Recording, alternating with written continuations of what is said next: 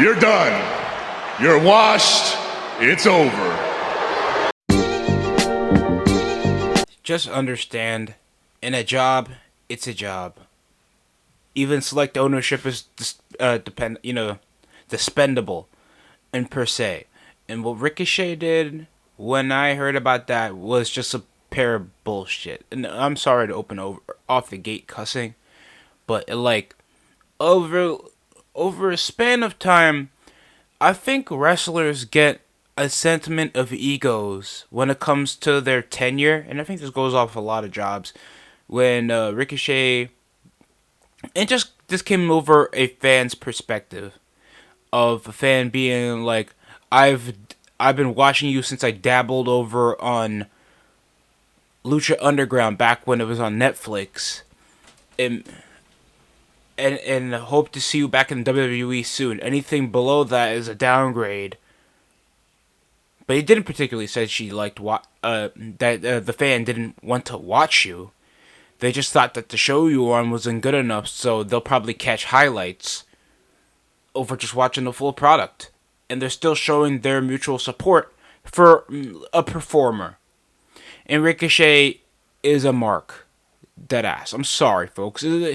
There's not knowing that you're not good enough over in the WWE space, and then as soon as you're out of this downward spiral that is the WWE hierarchy, and then you try to push over your britches where you're particularly more outspoken, it gives you the right to shit on the guys that pay to watch you. Ricochet is a borderline indie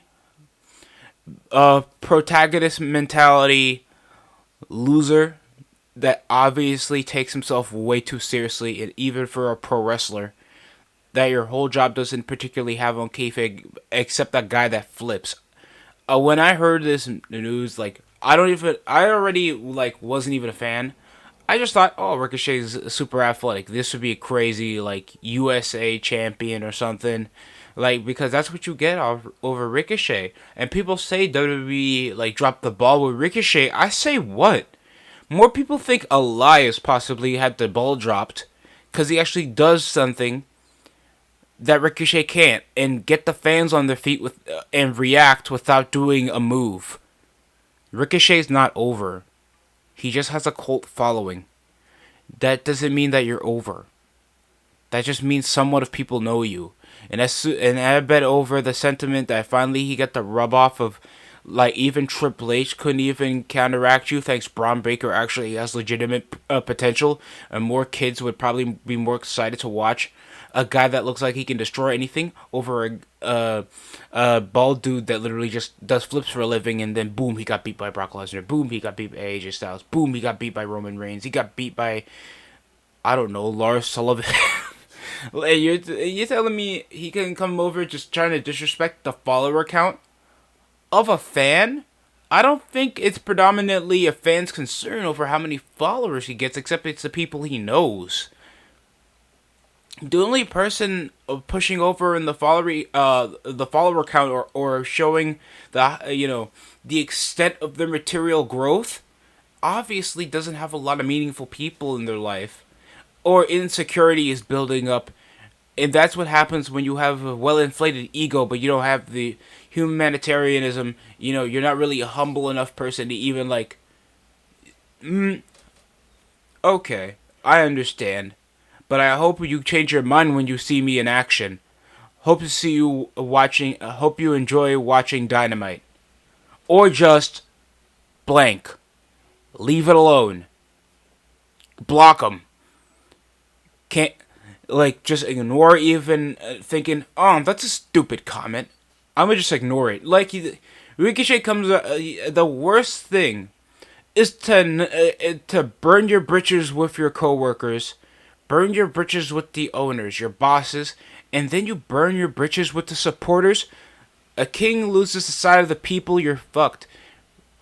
Ricochet wasn't already shown to be shit in WWE, and that was probably one of the major characteristics over the tiny little attitude that he has amongst himself, and thinking that he's already beyond the people that's already below him.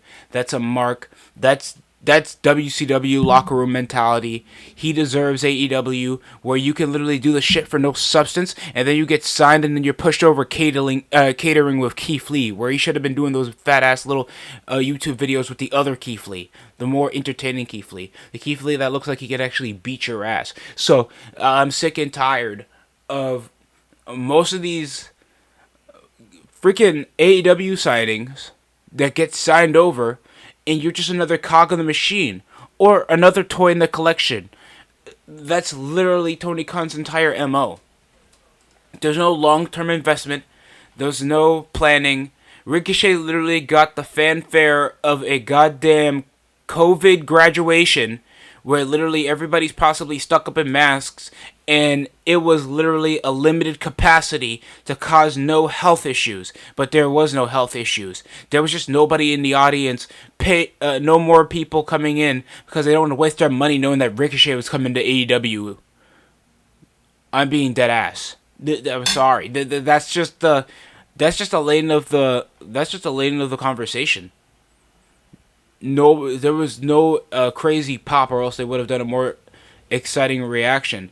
When it comes to Will Ospreay, Keith Lee, Swerve Strickland, Ricochet, it's just a reference to when Buzz Lightyear came over to the supermarket thinking he was a one of a kind toy, but he was just another cog over in the machine, thinking he was all that. Yet he's replaceable. I know that sounds harsh. But even Edge comes over, just another cog in the machine. Mercedes Moné, just another cog in the machine. Saraya, Paige, waste of time. Jeff Hardy, waste of time. No timing, no storylines, no intel planning. And you guys just keep them the way they are, and then they fumble over for a guy that should, for another person that you're going to sign over anyway, or more established names. Like, I don't understand.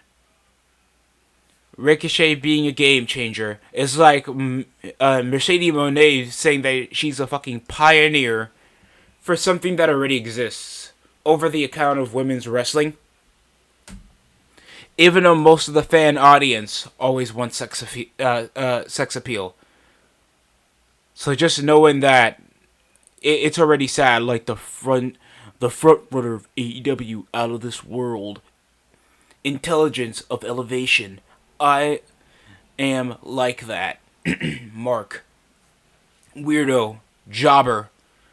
Possibly the last things Vince McMahon said in the epileptic shock because he's older than prostitution. At this point, bro.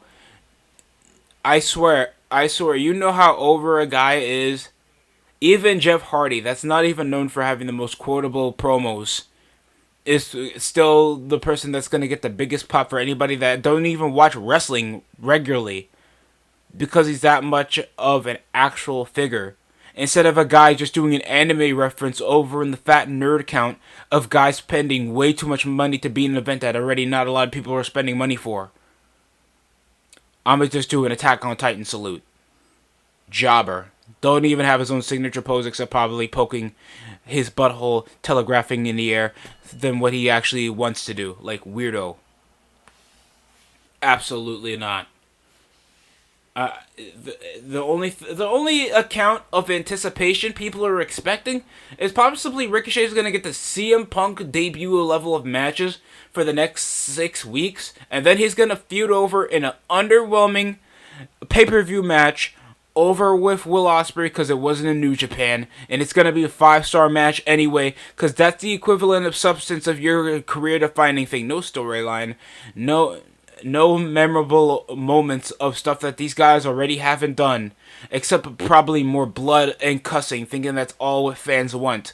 Even to the excess of more violence and, more, profanity verbiage, AEW is still like the least watched show in televised pro wrestling. Like, you're being serious with me. Waste of time. More of channel changer than game changer, Ricochet. And this goes for a lot of pro wrestlers over in AEW. Just try to own up, have some humility, and actually take some criticism for once in your life, it will change your life. That's it from the DST show. Like, comment, subscribe for more. Enjoy the rest of your weekend. You're both losers! Losers!